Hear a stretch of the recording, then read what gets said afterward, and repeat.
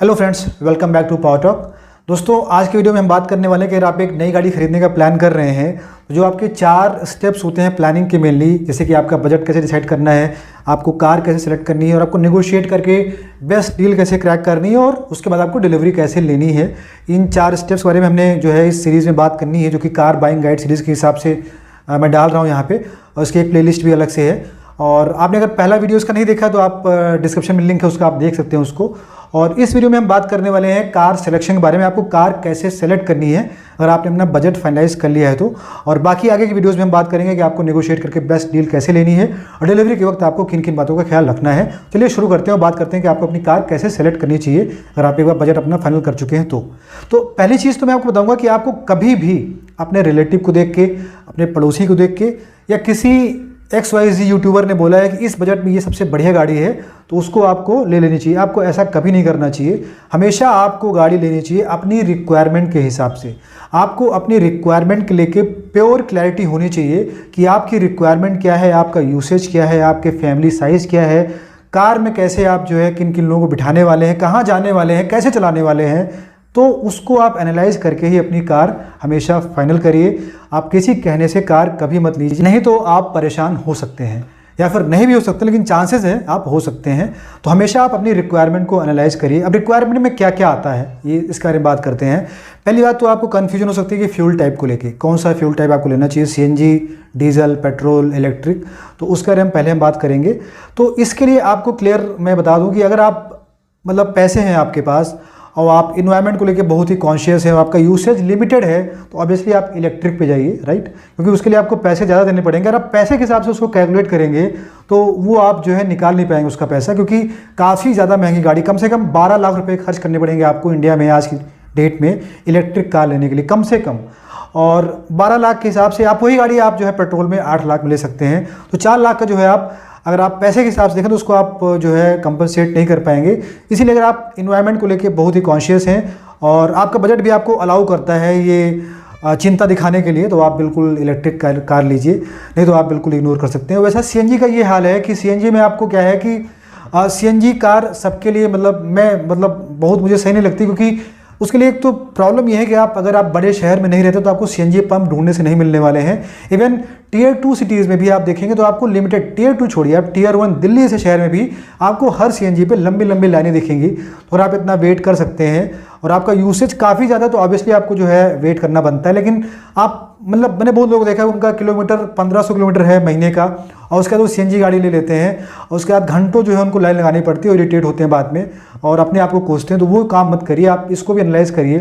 तो बचता है आपके पास पेट्रोल डीजल का ये, अगर आप किसी Tier 1 या फिर इवन Tier 2 सिटी में रहते हैं और आपका यूसेज थोड़ा सा ज़्यादा भी है तो मेरे हिसाब से अगर आपको डीजल गाड़ी फन टू ड्राइव नहीं लगती है, आप डीजल चलाने के शौकीन नहीं है, तो आपको पेट्रोल प्रेफर करना चाहिए। अप टू 1500 किलोमीटर, 1600-1700 किलोमीटर अगर आपका यूसेज है पर मंथ का, तब भी, क्योंकि आपको कभी नहीं पता, जैसे डीजल गाड़ियाँ कभी भी जो है बंद की जा सकती है, उनको लिमिटेड यूसेज के लिए जो है बोला जा सकता है बड़े शहरों में, तो उसको आपको अपने दिमाग में रखना है। फॉर एग्जांपल अगर आप एक डीजल कार लेते हैं दिल्ली में, उसकी जो लाइफ है वो 10 साल की है, राइट। और 8 साल में अगर आप गाड़ी बेचते हैं उसकी रीसेल पे बहुत बुरा असर पड़ने वाला है, तो आपको नुकसान झेलना पड़ेगा। और पेट्रोल में जो है आप लेते हैं तो आपको 15 साल की लिमिट है उसकी, मतलब लाइफ है, तो उसमें आपको बेटर मिलेगा। बहुत सारे प्रॉस एंड कॉन्स हैं, उसको आप खुद समझ सकते हैं, आप समझदार हैं, तो ये चीज़ है। और डीजल गाड़ी उनके लिए बढ़िया है जिनको बहुत ज़्यादा रन है और वो CNG के इलेक्ट्रिक के हैसल में नहीं फंसना चाहते, और उनको लेनी चाहिए। और दूसरी बात उन लोगों को लेनी चाहिए, जैसे कि मैं अपनी पर्सनली बात करूं तो मेरी चॉइस हमेशा डीजल होती है, अगर मुझे मेरा बजट अलाउ करे और चीज़ें जो है मेरे फेवर में रहें, क्योंकि मुझे डीजल गाड़ी हमेशा फन टू ड्राइव लगती है। तो आप अगर उनमें से आते हैं तो आप ऑब्वियसली डीजल कंसीडर कर सकते हैं और आपका लिमिटेड यूसेज है तो भी। तो ये चीज़ मैंने आपको बता दी। दूसरी बात, आपको हमेशा एक चीज़ का ध्यान रखना चाहिए, मैंने बहुत लोगों को देखा है वो टेस्ट ड्राइव नहीं लेते हैं या फिर अकेले टेस्ट ड्राइव लेने चले जाते हैं, वो लोग बाद में बहुत परेशान होते हैं। क्योंकि मोस्टली क्या होता है कि मिडिल क्लास में आपके फैमिली में एक गाड़ी होती है, आपके पेरेंट्स हैं, आपकी वाइफ है, आपकी सिस्टर, आपका ब्रदर है, सब लोग उसको यूज़ करते हो। कभी कभी या मोस्टली बहुत सारे लोग, मतलब 4 लोग 3 लोग उस पर एक साथ चलते हैं आप, तो आगे जो बंदा बैठेगा वो तो ठीक है, लेकिन पीछे वालों के लिए काफ़ी तकलीफ हो सकती है और आपने सही सिलेक्शन नहीं किया अपनी गाड़ी का, in terms of space, in terms of rear seat comfort, in terms of everything, right. तो आपको इस चीज़ का ख्याल रखना चाहिए। अगर आपके पेरेंट्स हैं फॉर एग्जांपल, आप गाड़ी को बहुत मतलब आप हर जगह गाड़ी से ही जाते हैं, आपकी वाइफ आपके जो है को पैसेंजर सीट बैठती हैं और आपके पेरेंट्स पीछे बैठते हैं, आपके बच्चे मान लीजिए छोटे 2 बच्चे हैं वो पीछे बैठते हैं, तो आपको ये ध्यान रखना चाहिए गाड़ी में पीछे अगर आपको एसी वेंट मिल जाए बहुत बढ़िया है, आपको बढ़िया स्पेस मिले, आपको 60-40 स्प्लिट मिले। अगर आपको सामान बहुत रखने की ज़रूरत पड़ती है, आपकी फैमिली बड़ी है और आपका बूट स्पेस बढ़िया हो, इन चीज़ों का ख्याल आपको जरूर रखना चाहिए। हमेशा याद रखिए अगर आप टेस्ट ड्राइव लेते हैं तो आप अपनी फैमिली कम से कम 2-3-4 मेंबर्स को लेके जाइए और आप जो है ड्राइवर सीट पे बैठिए, पैसेंजर सीट बैठिए और फैमिली वालों को पीछे सीट बिठा के उनसे कंफर्ट जरूर चेक कराइए कि उनको कैसा कंफर्ट मिल रहा है। अगर आप ये नहीं करते हैं तो आपको बाद में छोटी मोटी तकलीफ हो सकती है। जैसे फॉर एग्जाम्पल मैं आपको यहाँ पे एग्जाम्पल दे सकता हूँ, जैसे आपकी एक फैमिली है, आप 4 लोग हैं, आप 2 लोग बैठते हैं, आपको 2 भाई और आप आगे बैठते हैं, आपके पेरेंट्स पीछे बैठते हैं, तो उस केस में आपके पास अगर 2 चॉइस है, इग्निस और नियोस, राइट। तो मेरे हिसाब से आपको नियोस प्रेफर करनी चाहिए और आपके पेरेंट्स ज़्यादा पीछे बैठते हैं, क्योंकि अगर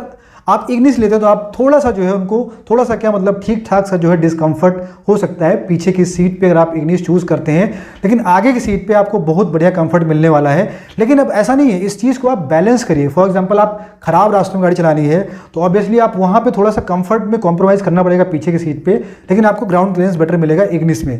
तो ये ऐसे इसको आपको परम्यूटेशन कॉम्बिनेशन भिड़ाना पड़ेगा। मतलब भाई आप 5, 6, 7, 8 लाख रुपए खर्च कर रहे हैं तो आपको इतनी एनालिसिस बनती है, तो आप सारी चीज़ों का तालमेल बिठा के ही जो है सिलेक्शन लीजिए। वैसे अगर आपको जैसे सेफ्टी एक बहुत बड़ा कंसर्न है, अगर आप शहर में चलाते हैं 50-60 की स्पीड की लिमिट होती है, शहर में ट्रैफिक में चलाते हैं, तो आप कोई गाड़ी प्रेफर कर सकते हैं, जैसे नियोस भी ले सकते हैं और आप इग्निस ले सकते हैं। मतलब इजी टू मनूवर हैं, छोटी गाड़ियां हैं और आप बढ़िया पेपी इंजन है तो आप बढ़िया परफॉर्म करेगा ये और आपको कोई दिक्कत नहीं होने वाली। लेकिन अगर आपका यूसेज मोस्टली आप हाईवे पे चलते हैं, मतलब महीने में 90% 80% यूसेज आपका हाईवे पे है, तो ऑब्वियसली आप टियागो कंसीडर कर सकते हैं, क्योंकि उसकी राइट हैंड हैंडलिंग और सेफ्टी जो है वो ज़्यादा स्कोर करती है in terms of safety and right hand handling और जो है स्टीयरिंग फीडबैक इग्निस और नियोस या वैगन आर जो भी इस कैटेगरी में जो गाड़ियाँ हैं उनसे। जैसे स्विफ्ट है, स्विफ्ट की हाईवे की जो स्टेबिलिटी वो बहुत ही कमाल की है, बट उसकी जो सेफ्टी है वो अलग, जो उसकी क्वालिटी है बिल्ड क्वालिटी थोड़ा सा मतलब ऐसी सी है। तो आप ये सब चीज़ें, मतलब मेरा कहने का है कि आप इन सब चीज़ों को ध्यान रखिए। कभी कभी कन्फ्यूजन क्यों होती है, मतलब जैसे कि आप कोई सेगमेंट गाड़ी लें, फॉर एग्जांपल आप अगर हैचबैक में लेते हैं तो आपको इग्निस, नियोस, स्विफ्ट दुनिया भर की गाड़ियाँ मिल जाती हैं, टियागो।